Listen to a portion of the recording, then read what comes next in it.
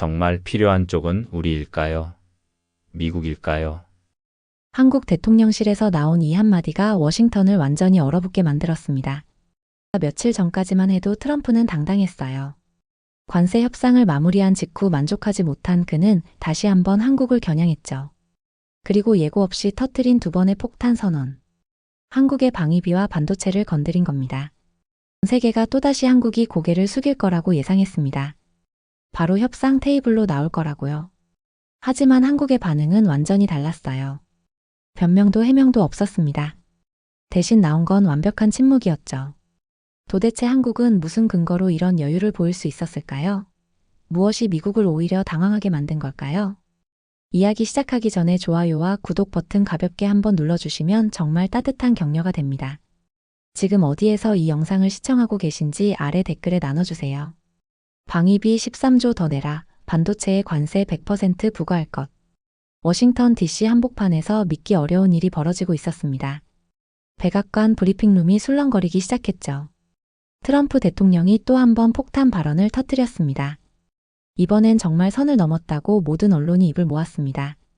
저는 데이비드 존슨입니다. 백악관 국가안보회의에서 15년간 동아시아 정책을 담당해온 전문가죠. 그동안 수많은 외교적 위기를 지켜봤지만 이번만큼은 정말 달랐습니다. 공기 자체가 달랐어요. 사실 모든 게 너무 갑작스럽게 일어났습니다. 관세 협상이 마무리된 지 겨우 며칠 만이었거든요. 한국은 반도체 관세 문제에서 상당히 유리한 조건을 얻어냈던 상황이었죠. 그런데 트럼프는 여전히 만족하지 못했습니다. 그날 오후 3시 백악관 오벌 오피스에서였습니다. 트럼프가 갑자기 기자들을 불러 모았어요. 처음엔 다들 또 무슨 폭탄 발언을 하려나 했습니다. 사실 관세 협상 이후 다른 카드를 꺼내드는 게 트럼프의 단골 레퍼토리였거든요. 워싱턴에 있다면 누구나 예상 가능한 그의 전략적 수법이었으니까요. 그런데 이번엔 뭔가 달랐습니다. 한국이 미군의 보호를 받으려면 13조 원 더 내야 한다. 그 순간 참모진마저 당황하는 표정을 지었습니다. 한국을 압박할 때면 어김없이 등장하는 그의 단골 카드.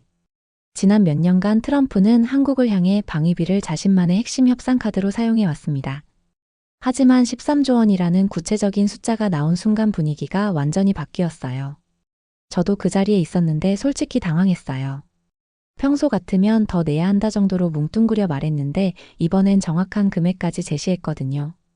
그것도 상상을 초월하는 액수로 말이죠. 주변 보좌관들은 놀란 듯 서로를 바라보며 순간 표정이 바뀌었습니다. 또 나왔구나 하던 여유로운 얼굴에서 이번엔 진짜인가 하는 당황스러운 표정으로요. 몇몇 보좌관들의 얼굴이 하얗게 질리기 시작했어요. 13조 원이요? 미국 달러로 약 100억 달러입니다. 이건 단순한 협상용 엄포가 아니라 구체적인 요구사항이었어요. 연간 국방 예산 3분의 1에 해당하는 어마어마한 금액이었습니다. 국가안보보좌관이 급하게 트럼프에게 귓속말을 하려고 했어요. 하지만 트럼프는 이미 말을 계속하고 있었죠. 이건 협상이 아니다. 당연한 요구다. 이 말까지 나왔을 때 정말 분위기가 얼어붙었습니다. 백악관 내부는 완전히 혼란에 빠졌어요. 국무부에서는 이건 동맹 파괴행위다라고 난리였고요. 국방부에서는 주한미군 철수 각오하고 하는 말이냐며 부글부글 끓었습니다. 하지만 이미 전 세계에 퍼진 뒤였죠. 평소 같으면 트럼프의 또 다른 협상술이라고 넘어갔을 텐데 이번엔 달랐어요. 구체적인 숫자와 강경한 어조가 모든 걸 바꿔놓았습니다. 기자들도 이번엔 진짜 심각하다는 표정으로 바뀌었죠. 미국 언론이 들썩이기 시작했어요. CNN은 트럼프의 가장 강경한 동맹국 압박이라고 보도했습니다. 뉴욕타임즈는 이번엔 진짜다. 13조 원 구체적 요구라고 대서특필했죠. 워싱턴 포스트는 협상을 넘어선 갈취 수준이라는 표현까지 썼어요. 그런데 정말 놀라운 건 한국의 반응이었어요. 아무런 반응이 없었거든요. 평소 같으면 유감스럽다는 외교적 멘트라도 나왔을 텐데 이번엔 완벽한 침묵이었어요. 정말 예상 밖이었습니다. 트럼프가 방위비 카드를 꺼낼 때마다 한국은 나름대로 반응을 보여왔거든요. 때로는 해명하고 때로는 반박하고 때로는 협상 의지를 내비치기도 했죠. 하지만 이번엔 정말 조용했습니다. 백악관 내부에서는 이 침묵을 두고 갑론을박이 벌어졌습니다. 한국이 이번엔 정말 당황한 것 같다. 13조 원이라는 숫자에 충격받은 게 아닐까? 아니면 관세에서 이득을 봤으니까 이번엔 양보할 생각인가? 제 동료들도 이런 추측들을 쏟아냈죠. 하지만 며칠이 지나면서 분위기가 바뀌기 시작했어요. 한국 전문가들이 하나둘씩 다른 해석을 내놓기 시작했거든요. 특히 브루킹스 연구소의 분석이 인상적이었습니다. 이 침묵이 오히려 트럼프를 불안하게 만들고 있다. 정말 그랬어요. 트럼프는 한국의 즉각적인 반발이나 협상 제안을 기대했는데 아무 소리가 없으니까 더 초조해했습니다. 평소 같으면 또 저러네 하고 넘어갔을 한국이 완전히 다른 반응을 보이니까요. 그리고 일주일 후 서울에서 흘러나온 이야기를 들었을 때 저는 정말 놀랐습니다. 국무부 채널을 통해 전해진 소식이었어요. 대통령실 국가안보실 회의에서 나온 한마디였다고 하더라고요. 정말 필요한 쪽은 우리일까요? 미국일까요? 이 질문을 들었을 때 저는 소름이 돋았습니다. 15년간 미국이 한국에게 질문하는 구조였는데 이제는 완전히 뒤바뀐 거예요. 트럼프의 단골 협상 카드에 대해 한국이 완전히 새로운 방식으로 응답한 거죠. 그때 저는 깨달았습니다. 한국이 더 이상 예전의 한국이 아니라는 걸요. 주한미군 기지 운영비의 93%를 한국이 부담하고 있다는 사실을 우리 미국인들 중에서 아는 사람이 얼마나 될까요? 트럼프는 늘 하던 방위비 카드를 꺼냈지만 한국은 질문으로 답했어요. 그리고 그 질문이야말로 가장 강력한 무기였던 거죠. 하지만 한국의 조용한 뼈 때리는 질문에 정작 더 큰 문제가 생기기 시작했어요. 미국 언론들이 한국이 무슨 근거로 저렇게 이야기하지? 하며 근본을 파헤치기 시작한 거죠. 저는 그동안 한국 관련 보도 패턴을 잘 알고 있었습니다. 보통은 한국 측 반응이나 해명 코멘트가 빠르게 나왔거든요. 하지만 이번엔 완전히 달랐던 겁니다. 가장 먼저 움직인 건 워싱턴 포스트였어요. 백악관 출입 기자인 존 스미스가 트럼프 13조 원 주장 실제로는 얼마일까라는 기사를 준비하기 시작했습니다. 국방부 예산서를 직접 뒤지기 시작했거든요. 결과는 충격적이었죠. 트럼프가 말한 13조 원은 완전한 뻥튀기였습니다. 실제 SMA 합의 예상액은 1조 4천억 원 수준이었거든요. 거의 10배 가까이 부풀린 숫자였던 거예요.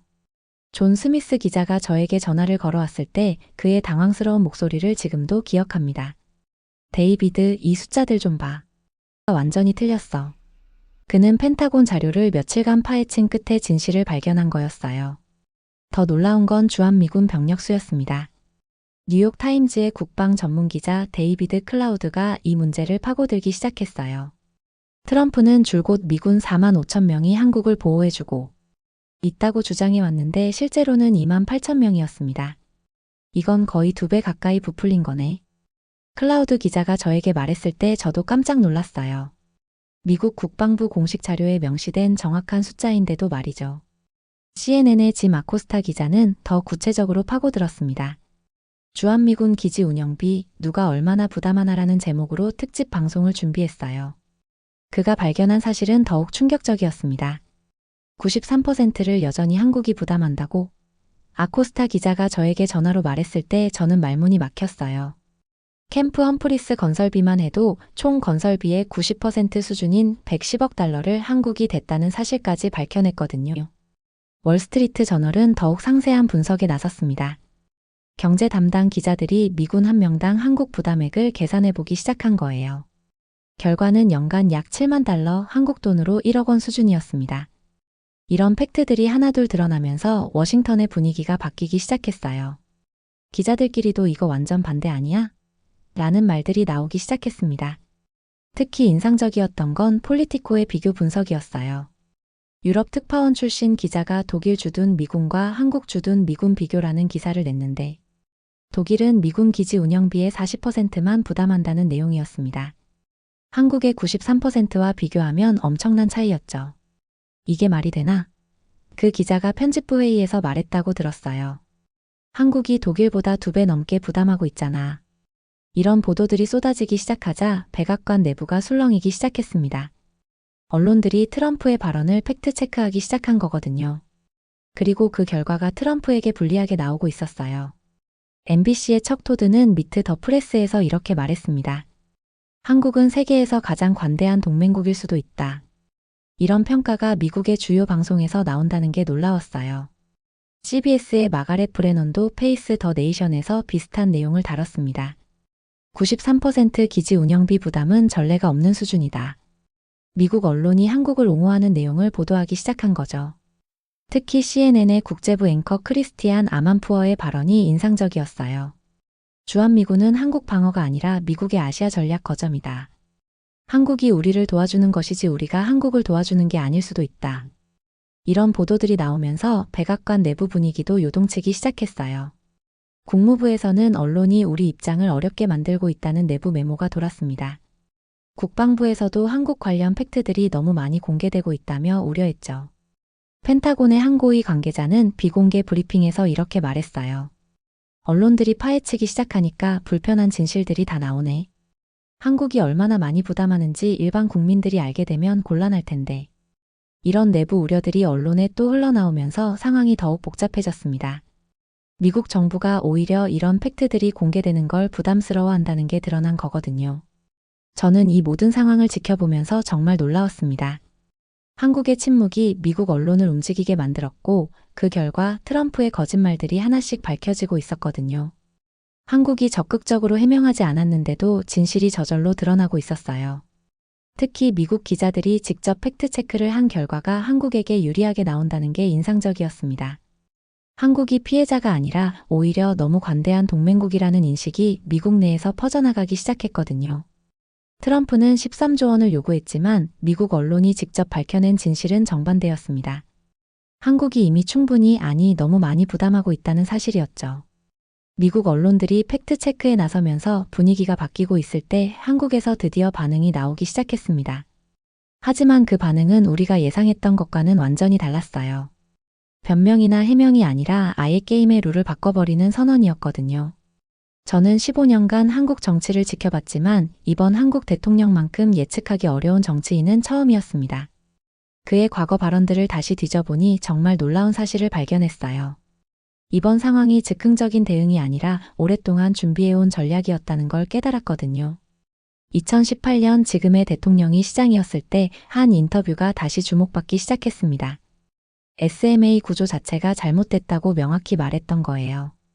당시에는 그냥 지방자치단체장의 개인 의견 정도로 여겨졌는데 지금 생각해보니 완전히 다른 의미였습니다. 더 놀라운 건 2020년 국정감사에서의 발언이었어요.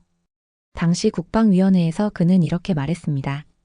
국방 자주권과 방산 독립이 진정한 안보다. 언제까지 남의 보호막 아래 있을 건가? 이런 발언들이 당시에는 큰 주목을 받지 못했는데 지금 보니 완전한 복선이었던 거죠. 대선 과정에서도 마찬가지였습니다. 줄곧 방산 수출 강국을 공약으로 내세웠어요. 한국이 세계 5위권 방산 수출국이 될 것이라고 구체적으로 말했습니다. 당시 우리는 그냥 공약 정도로 생각했는데 실제로는 훨씬 큰 그림이었던 거예요. 그리고 드디어 그 준비된 카드가 나왔습니다. 대통령실에서 열린 수석비서관 회의에서였어요. 이재명 대통령의 한마디가 모든 걸 바꿨습니다. SMA도 협상 대상이 아니다. 이 한 문장이 워싱턴에 전해졌을 때 저는 정말 충격을 받았어요. SMA 방위비 분담 특별협정은 주한미군 주둔 비용 중 일부를 한국이 부담하는 협정인데 아예 협상을 거부한다는 게 아니라 협상의 전제 자체를 부정한 거였거든요. 이건 단순한 거절이 아니라 게임 체인저였습니다. 백악관 내부는 완전한 혼란에 빠졌어요. 국가안보보좌관 제이크 설리번이 급하게 회의를 소집했습니다. 이게 무슨 뜻이야? 한국이 진짜 거부하는 거야? 참석자들의 당황스러운 목소리가 들려왔어요. 더 놀라운 건 한국 측에서 흘러나온 추가 발언이었습니다. 우리는 더 이상 보호받는 나라가 아니다. 보호하는 나라로 성장했다. 이런 자신감 넘치는 발언을 듣고 저는 정말 놀랐어요. 그리고 워싱턴에서는 바로 그 근거를 찾아 나섰습니다. 그리고 한국의 방산 수출 실적을 집중 조명했죠. 2024년 한국 방산 수출액이 무려 200억 달러를 넘어섰다는 발표였습니다. 세계 6위 수준이라는 구체적인 수치까지 나왔어요. K9 자주포 폴란드 수출 180억 달러, KF-21 전투기 인도네시아 공동 개발 중동 수출 협상 진행. 이런 구체적인 사례들이 쏟아져 나왔어요. 저는 이 숫자들을 보고 정말 깜짝 놀랐습니다. 한국이 언제 이렇게 강해졌나 싶었거든요. 불과 몇 년 전만 해도 무기를 사는 나라였는데 이제는 세계 곳곳에 파는 나라가 됐더라고요. 특히 인상적이었던 건 폴란드 사례였어요. 한국이 폴란드에 K9 자주포 672문을 수출하는 계약을 체결했다는 소식이었습니다. 이건 단일 계약으로는 세계 최대 규모라고 하더라고요. 폴란드가 독일 무기 대신 한국 무기를 선택했다. 이 자료를 보고 저는 한국의 위상 변화를 실감했어요. 나토 국가가 한국 무기를 신뢰한다는 건 정말 대단한 일이었거든요. 호주도 마찬가지였습니다. K9 헌팅스맨 자주포 30문을 도입하기로 했다는 소식이 나왔어요. 호주는 미국의 핵심 동맹국인데 그런 나라가 한국 무기를 선택한 거였습니다. 이런 사실들이 하나둘 공개되면서 워싱턴의 분위기가 완전히 바뀌었어요. 한국이 더 이상 예전의 한국이 아니다. 이런 평가가 국무부 내부에서 나오기 시작했습니다. 국방부에서도 비슷한 반응이었어요. 한국 방산 기술이 이렇게 발전했나? 우리가 보호해줘야 할 나라가 맞나? 이런 의문들이 제기되기 시작했죠. 특히 충격적이었던 건 한국의 방산 기술 수준이었습니다. KF-21 전투기 개발 성공 소식이 다시 주목받기 시작했어요. 4.5세대 전투기를 자체 개발한 나라는 전 세계에 몇 안 된다는 분석이 나왔습니다. 천궁이 미사일 방어 시스템도 마찬가지였어요. 패트리어트 미사일과 비슷한 성능을 가진 자체 개발 시스템이라는 평가였습니다. 한국이 더 이상 미국 무기에 의존하지 않는다는 분석이 나왔죠. 이런 현실을 직면하면서 트럼프의 13조 원 요구가 얼마나 시대착오적인지 드러났습니다. 한국이 더 이상 일방적으로 보호받는 나라가 아니라는 게 명확해진 거예요. 오히려 미국과 대등한 파트너십을 요구할 만한 실력을 갖췄다는 평가가 나오기 시작했습니다. 저는 이 모든 상황을 지켜보면서 정말 놀라웠어요. 이재명 대통령의 SMA는 협상 대상이 아니라라는 한마디가 단순한 거절이 아니라 완전히 새로운 패러다임 제시였다는 걸 깨달았거든요. 한국은 더 이상 받기만 하는 나라가 아니었습니다. 이제는 주는 나라, 보호하는 나라로 성장한 거였어요. 그리고 그 모든 준비를 이재명 대통령은 오래전부터 해오고 있었던 거죠. 트럼프가 과거의 프레임으로 압박했지만 한국은 이미 미래의 프레임으로 이동해 있었습니다. 이제 게임의 룰 자체가 바뀐 거예요. 그러자 트럼프는 또 다른 카드를 꺼내 들었습니다. 이번에는 완전히 다른 분야였어요.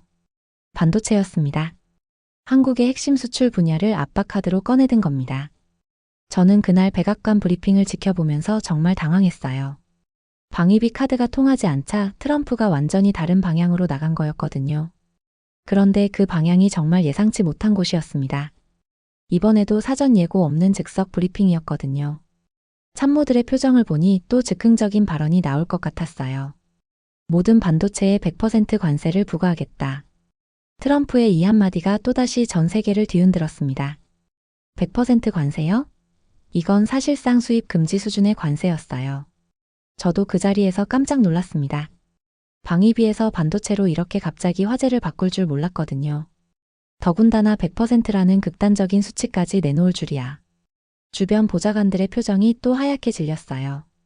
국가경제위원회 위원장이 급하게 트럼프에게 다가가려고 했지만 이미 늦었습니다. 전 세계 언론이 이 발언을 실시간으로 보도하기 시작했거든요. 한국도 예외 없다. 트럼프가 추가로 던진 한마디였어요. 이 말을 듣는 순간 저는 한국이 정말 큰 타격을 입을 거라고 생각했습니다. 삼성과 SK 하이닉스가 미국 반도체 시장에서 차지하는 비중이 얼마나 큰데요? CNN이 가장 먼저 속보를 내보냈어요. 트럼프 모든 반도체에 100% 관세 부과 선언. 뉴욕타임즈도 즉시 반도체 전쟁 선포라는 제목으로 기사를 올렸죠. 월스트리트 저널은 글로벌 공급망 대혼란 예고라고 보도했습니다. 전 세계 주식시장이 즉시 반응했어요.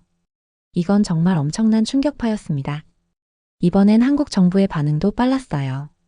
득이냐 실이냐를 두고 설전이 벌어졌죠. 그런데 정말 이상한 게 있었어요. 워싱턴이 너무 조용했다는 점이었습니다. 보통 이런 폭탄 발언이 나오면 관련 부처들이 해명에 나서거나 추가 설명을 하는데 이번엔 완전히 침묵이었어요. 국무부도 상무부도 무역대표부도 아무 말이 없었습니다.